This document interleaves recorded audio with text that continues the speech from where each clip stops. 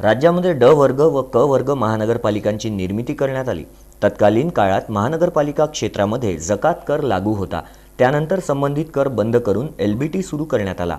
त्यामुळे महानगरपालिकांना थोडेफार उत्पन्न होत होते, परंतु आता जीएसटी कर प्रणाली लागू झाल्यानंतर आता तेही उत्पन्न बंद झालंय। ड वर्ग व क वर्ग शहरांची व्याप्ती फार मोठी आहे, त्यामुळे या शहरांमध्ये घर टॅक्स शिवाय महानगरपालिकांना कोणतेही उत्पन्नाचे स्रोत नाही।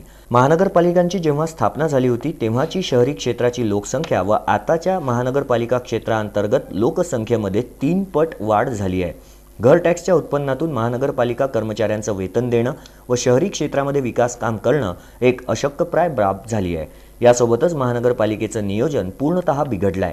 या शब्दामध्ये आमदार सौ सुलभा संजय खोडके यांनी नागपूर येथे हिवाळी अधिवेशनादरम्यान आपल्या भाषणामध्ये अनेक समस्यांकडे लक्ष वेधलं। झोपडपट्टी निर्मूलन, महानगरपालिका शाळा, महानगरपालिका दवाखाने, नवीन रस्ता, वीज सुविधा, पेयजल उपलब्धी, कचरा व्यवस्थापन, ओपन स्पेस विकास, बगीचे, मैदानी क्षेत्रांचा विकास, अंगणवाडीचा विकास, मागासवर्गीय वस्त्यांचा विकास, अल्पसंख्याक निवासी क्षेत्रातील रस्त्यांचे विकास कार्य आदी सहित विविध विषयांना घेऊन अमरावती विधानसभा मतदारसंघातील सध्या स्थितीत असलेल्या उपलब्धी संदर्भात माहिती देताना याबाबत आमदार सौ सुलभा खोडके यांनी दरम्यान सभागृहाला अवगत केलं।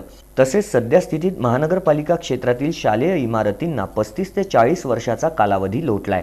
पावसाळ्यामध्ये या शाळांमध्ये विद्यार्थ्यांना अध्ययन कार्य करताना विविध समस्यांचा सामना करावा लागतोय। ही बाब लक्षात घेता शालेय इमारतीचे व नवनिर्माण करण्याकरता पुरेशा प्रमाणात शासन निधी उपलब्ध होणे गरजेचे आहे। यासोबतच शहरातील अन्य क्षेत्रासह मुस्लिम बहुल विभागातील महानगरपालिका दवाखाने, रुग्णालयांमध्ये अत्याधुनिक सुविधा होणे आवश्यक आहे। रुग्णांची वाढती संख्या लक्षात घेता सुसज्ज इमारतींसह स्थानिक महानगरपालिका दवाखान्यांमध्ये रुग्णांच्या रोग निदानाकरता सर्वोत्तम सुविधांची उपलब्धता होणे गरजेचे आहे। तसेच शहराचा वाढता व्याप लक्षात घेता नवीन वसाहती, निवासी क्षेत्रांमध्ये रस्ते, वीज, पेयजल सुविधेकरता नवीन योजना कार्यान्वित होणे आवश्यक आहे। दिवसेंदिवस ग्रामीण भागाची व शहरी क्षेत्राची तुलना निहाय लोकसंख्या लक्षात घेता ड वर्ग व क वर्ग महानगरपालिका क्षेत्रामध्ये पायाभूत सुविधांच्या पूर्ततेकरता ग्राम सडक योजना 25-12 योजनांच्या धर्तीवर विविध योजनांची अंमलबजावणी होणे आवश्यक आहे। याचा विचार करता महाविकास आघाडी सरकारचे कार्यकाळात महानगरपालिकांच्या विकासाकरता विविध योजनांना घेऊन तसेच पायाभूत सुविधेकरता व्यापक प्रमाणावर निधी उपलब्ध व्हावा असे आमदार सौ सुलभाताई खोडके यांच्या वतीनं सभागृहाच्या कामकाजादरम्यान मागणी करण्यात आली। आणि त्यावेळेस महानगरपालिकेला जकात कर लागू होता।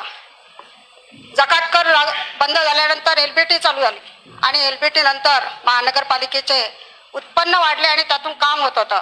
परंतु आता साहेब महाराष्ट्रामध्ये जीएसटी चालू झाली देशामध्ये आणि त्यामुळे ड आणि क वर्गाची ही जी शहरं आहे याचा विकास थांबलेला आहे।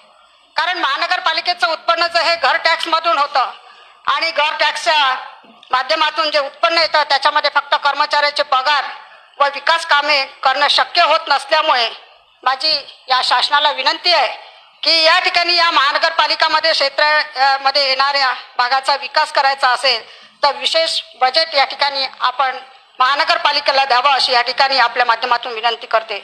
कारण महानगरपालिकेचे कामं असताना यामध्ये अमरावती महानगरपालिकेमध्ये माझ्या मतदारसंघामध्ये सांगत असताना महानगरपालिकेची शाळेची फार अवस्था बेकार आहे। 35, 40 वर्षाच्या जुन्या इमारती आहे। आज त्या शाळेमध्ये जर साहेब आपण गेलो तर पावसाळ्यामध्ये पाणी गळतं, विद्यार्थ्यांना सुट्ट्या द्यावं लागतं। अशा पद्धतीनं त्या ठिकाणी शाळेची अवस्था झाली आहे।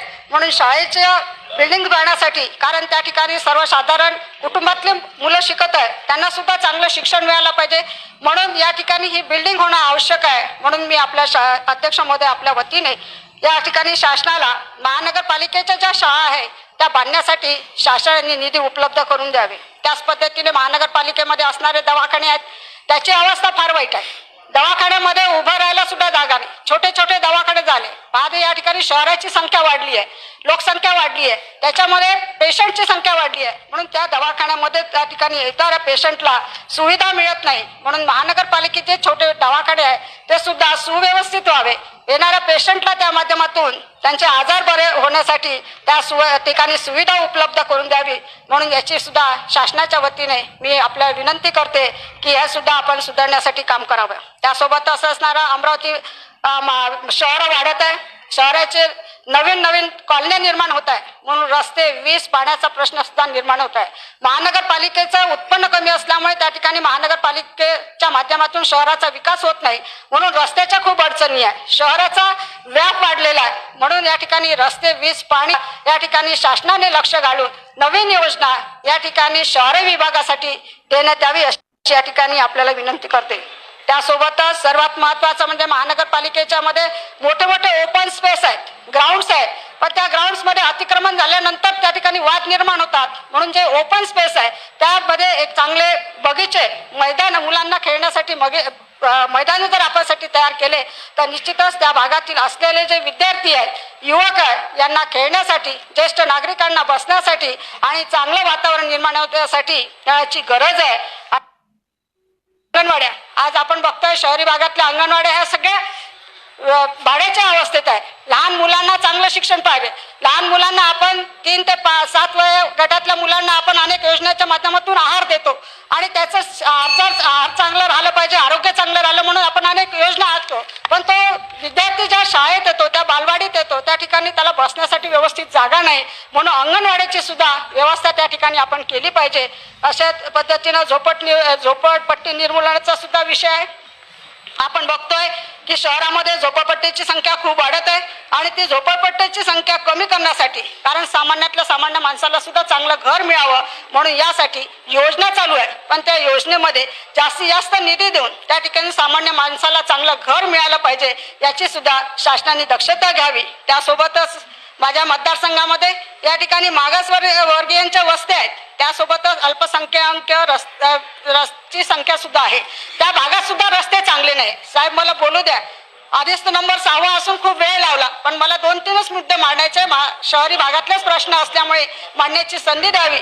म्हणून या अल्पसंख्याकांची वस्ती खूप मोठी आहे, जवळपास 1.5 ते 2.25 लाख लोक त्या ठिकाणी राहतात. पण त्या ठिकाणी ग्रामीण भागाचेच तर रस्ते चांगले आहेत, पण त्या भागातले रस्ते फार बेकार आहे, अति बेकार परिस्थिती आहे. म्हणून त्या भागातले सुद्धा रस्ते चांगले करण्यासाठी या ठिकाणी शासनाच्या वतीने निधी उपलब्ध करून द्यावी अशी या ठिकाणी आपल्याला विनंती करते. आज आपण बघतोय ग्रामीण भागामध्ये या ठिकाणी 70% लोक राहत होते आणि 30% लोक हे शहरामध्ये राहत होते. आता परिस्थिती बदलली आहे. आज आपण बघतोय की शहरी भागामध्ये 70% लोक राहतात आणि आज ग्रामीण भागामध्ये फक्त 30% राहत आहेत. म्हणून त्या ठिकाणी आपल्या शहराचा विकास होणं सुद्धा गरजेचं आहे. म्हणून या ठिकाणी मी आपल्याला सांगू इच्छिते, आपल्या वतीने शासनाला या ठिकाणी विनंती करते, ज्याप्रमाणे आपण ग्रामीण भागासाठी पायाभूत सुविधासाठी ज्या ग्राम सडक योजना 25-15ची जी योजना राबवतो, त्याचप्रमाणे महानगरपालिकेमध्ये सुद्धा अशाच पद्धतीनं या अशा योजना आणून आणि आपल्या बजेटमध्ये निधी उपलब्ध करून द्यावी अशी आपल्या वतीने शासनाला विनंती करते. आणि जास्तीत जास्त निधी अमरावती आपल्या महानगरपालिकेसाठी, नगरपालिकेसाठी, नगर परिषदेसाठी येणाऱ्या बजेटमध्ये आपण जास्त निधी द्यावा, या ठिकाणी निर्माण करावा अशी विनंती करून